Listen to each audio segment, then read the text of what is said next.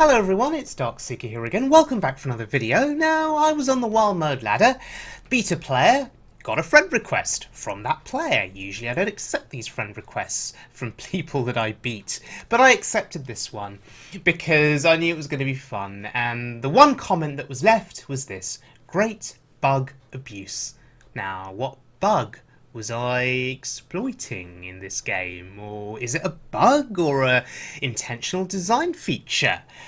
Well, let's have a look. This is Yazza's Big Druid, and you've got 4 different kinds of giant in this deck. Molten Giant, Mountain Giant, Arcane Giant, and of course everyone's favourite, which you used to see a lot in Zulok, Sea Giant. Now, I've never played a deck before that's got so many different kinds of giants.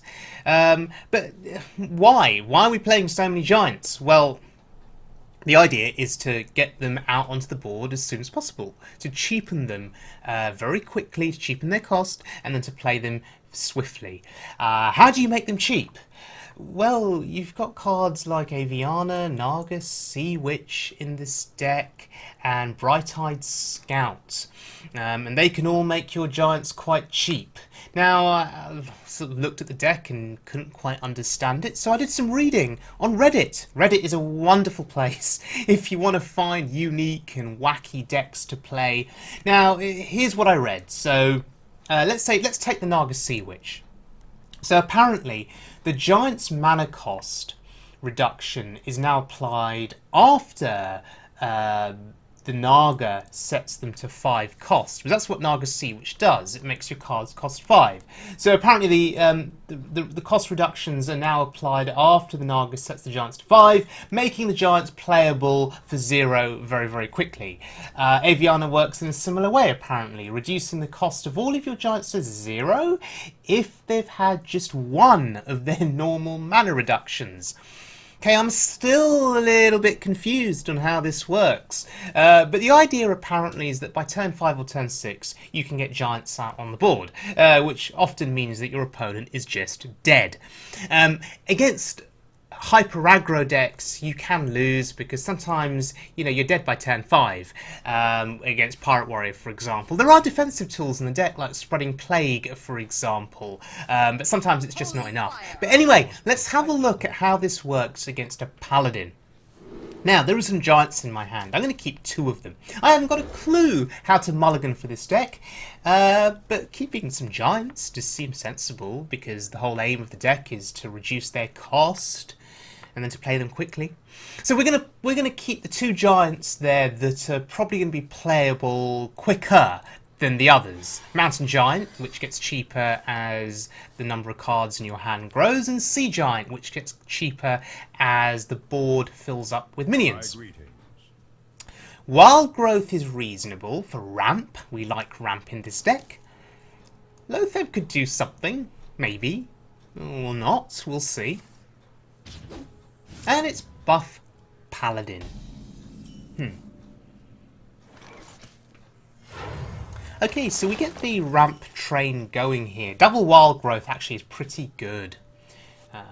I mean, who knows? We may be able to ramp up to the point where we don't actually need any of the special reductions on our giants. We just play them naturally.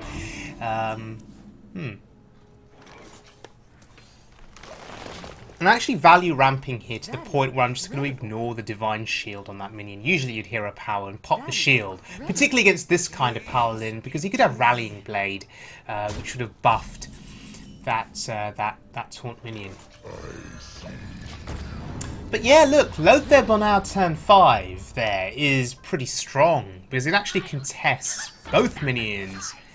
And this is okay. I mean, look, Lotheb just got a major 2-for-1 there and actually killed a minion in the process. That's pretty good. Now, do we draw cards? Or do we ramp? What do we do here? I'm actually going to draw cards. Job's done. Oh, look, another giant. Oh, look, a Naga Sea Witch. Oh, look, another giant. Now, it is Giant City in our hand here. This is really interesting.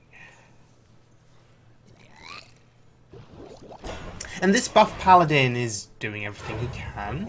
Still relatively slow plays from the Paladin, I guess. there's some pressure on the board, but let's go for it now. Ooh, cheap giants. Wow. That's 4 giants on the board at once. And I suspect the Paladin would have to concede here, unless there was equality consecration, in which case we just lose the game. Yeah, and there's the concede. Wow. So, 4 giants down on the board, all at once, after playing Naga's Sea Witch. Right, so I didn't have much luck with this deck after that game. I lost a few games to Priest, basically, and even though I was able to get the Giants down, basically Priest decks with double Light Bomb just basically wrecked me, and in the end I got into a situation where I ran out of threats and there was nothing I could actually do. So yeah, the deck has limitations, particularly against Priests with Light Bombs. And Warlocks with Twisting Nether, but you've got to be careful with your resource management. So if you know you can play 4 giants on a turn, maybe you only play 2.